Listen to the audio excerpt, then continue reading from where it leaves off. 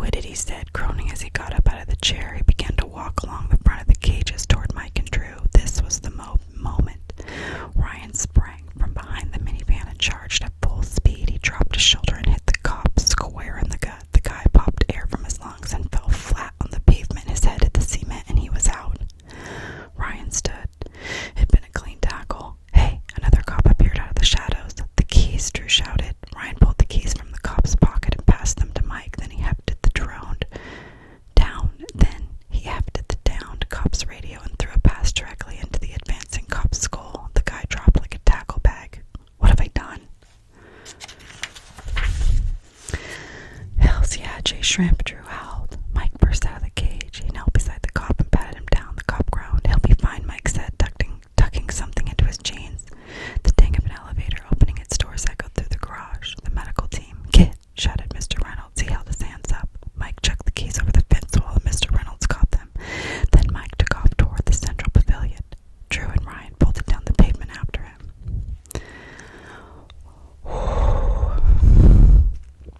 Page 191. Shay. "Can I have another ice chip?" Brady asked, her voice muffled by her stuffed and running nose. Shay spooned a sliver from the cup in her hands, lifted Brady's face mask, and dropped the ice onto her sister's tongue. Petey groaned and rolled over. In the other bed lay Nanny. She coughed violently, then fell back into a sleep like death. The skin around her lips was cracking and peeling. Her ears and fingertips were turning blue, just like the woman who died. Shay had pulled the sheet up to hide that from Brady. After leaving Ryan, she'd raced back to the snooze select, heart bursting at the thought of getting out of the mall with him. When she got there, Nanny's bed was empty. On the comforter was a note in Brady's loopy little girl scrawl that read, "Called Spaceman Sick." Shay had bolted down the halls past toddlers on the escalator and burst screaming into the EMC. The senator had taken her back to where her family lay in the neighboring deathbeds. As much as the hazmat-suited doctors pretended to give a crap about Brady and Nanny, Shay could tell they couldn't care less about her family's survival. Every hour or so, someone would poke their tinted head through the curtains, but only to ensure that the machines were all beeping properly. Not so at her mother's hospital. If they could just get the hell out of here. Shay knew that Ba could save them. But how to escape? Ryan was long gone. Nanny's car was in the outdoor lot. All Shay had was a piece of information, something the senator would not like to let out of the bag. Shay put the cup of ice on the metal tray between the two beds and exited the curtain room. She grabbed a hazmat suit by the sleeve. "I need the senator," she said. The suit turned. The man picked her fingers from the plastic. "Please don't pull the fabric," he said. "The senator is helping other patients. She'll see you when she's available." "She'll see me now, or she'll regret it." She began a room-by-room search for the woman. As she neared the front, she saw her step out of a curtain room. "Senator, I have to speak with you." The woman looked worn out. Her suit was wrinkled. A piece of hair stuck out in an awkward angle, and her dark skin had an ashy tone, but her eyes were fierce as a tiger's. "Miss Dixit, there's a bit of a line. I know you're the reason we're all stuck in here."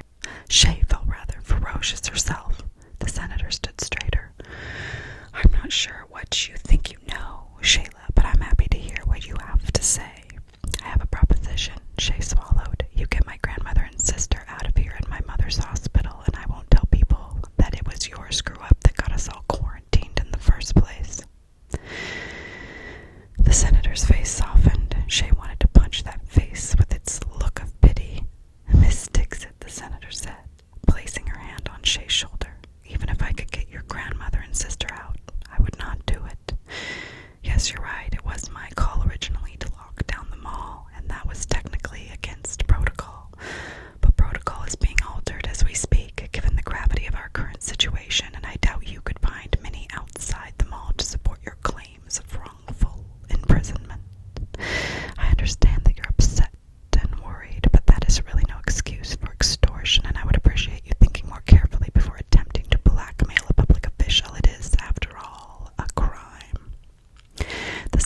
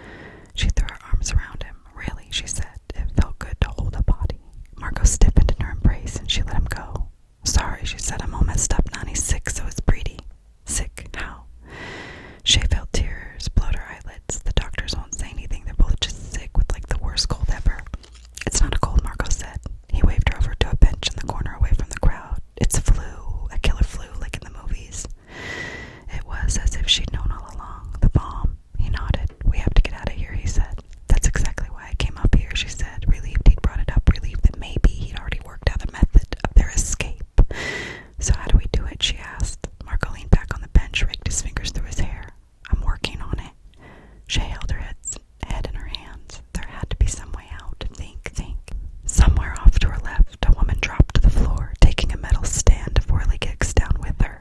The people around her backed away. The woman began to wheeze and suck air like she was choking. A security guard used his walkie-talkie, and a hazmat guy arrived within minutes with a stretcher.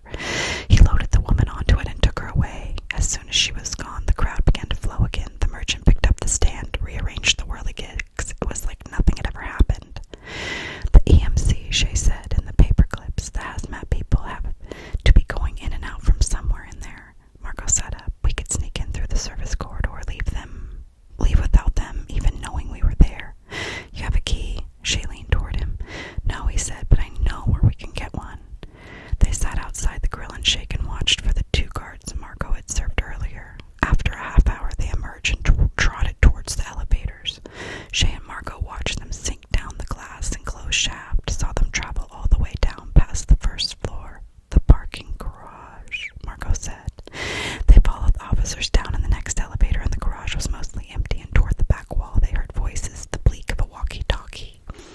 Marco motioned to her, and they slunk along behind the parked cars towards the rear wall. Some makeshift cages of chain-link fencing stood along the wall, and 2 guards they'd followed were leaning over the prone body of a cop. He's breathing, one guard said.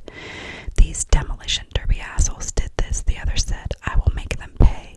The first guard patted his partner's shoulder. Let's get him to the suits. They picked up their friend by the arms and legs and carried him back toward the elevator. What do we do now? Shay whispered.